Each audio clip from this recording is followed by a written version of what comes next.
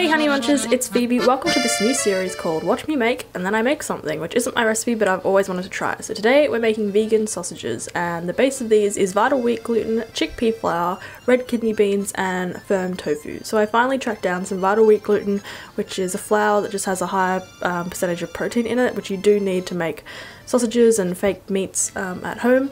But as you saw from the intro, this is Sam Murphy's recipe from her cookbook So Beautifully Real, which is seriously a work of art, and I totally recommend you get it if you want to get your mouth around some drool-worthy food. So I'm blending up the wet ingredients in this, which is tofu, red kidney beans, or sorry, not the wet, the sort of spiced ingredients. We got garlic, olive oil, tamari, liquid smoke, lots of spices, stock, onion powder, and yeah, just an array of spices that kind of get it to a similar and pretty convincing sausage taste. So you blend that up. I'm sure you could do this in a food processor too. Blend it up until smooth, and the red kidney beans kind of give it a meaty purpley colour, which is quite interesting. So once that's blended, you just stop blending it and take it off, and then you mix together the dry ingredients. So that's chickpea flour and the vital wheat gluten, and I just pushed the back of the measuring implement against chickpea flour instead of sifting it. That worked fine, and I'm not going to give you all the exact details of this recipe. It's more like just see the process of making whatever, because plagiarism and all that.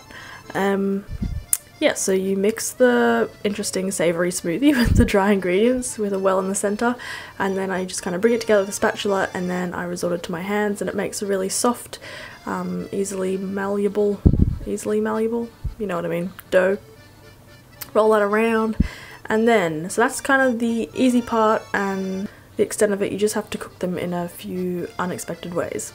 So you need to cut up some triangles of baking paper and foil to make little bonbons, which you can see in the picture in the book in the middle bottom edge of screen.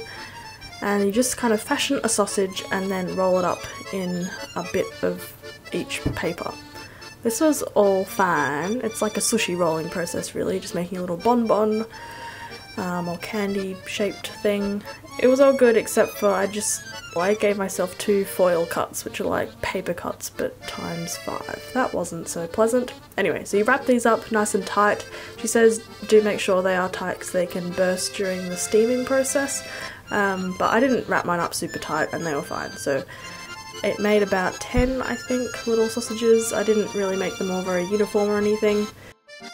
So then you steam them, and I have a double steamer basket type setup, so I just wedged them all and made them fit, and it doesn't matter that they were like super close together, and then steam them for 30 minutes.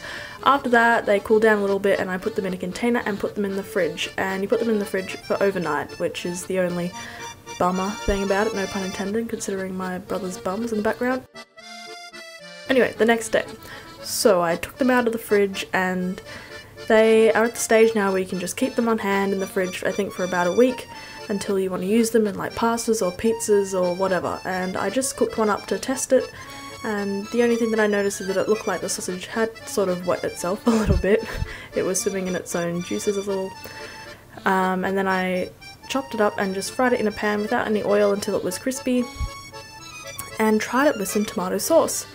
I let my mother sample it as well. She was a fan, as you can see from our rather impressed facial expressions. It was super tasty, and these would hold their own, or you could have them, yeah, in a dish as well. Super good, although my mum did give the last piece to our dog. I don't know why, but she did enjoy it. That's pretty much it, Honey Bunches. I hope you enjoyed this new style of video. Give me a thumbs up and let me know what you thought about it in the comments below. I'd love to do some more. There's always things that I'm wanting to try in the kitchen, and I can definitely film it and show you the process. I'll see you in the next video, Honey Bunches. Love you all. Bye!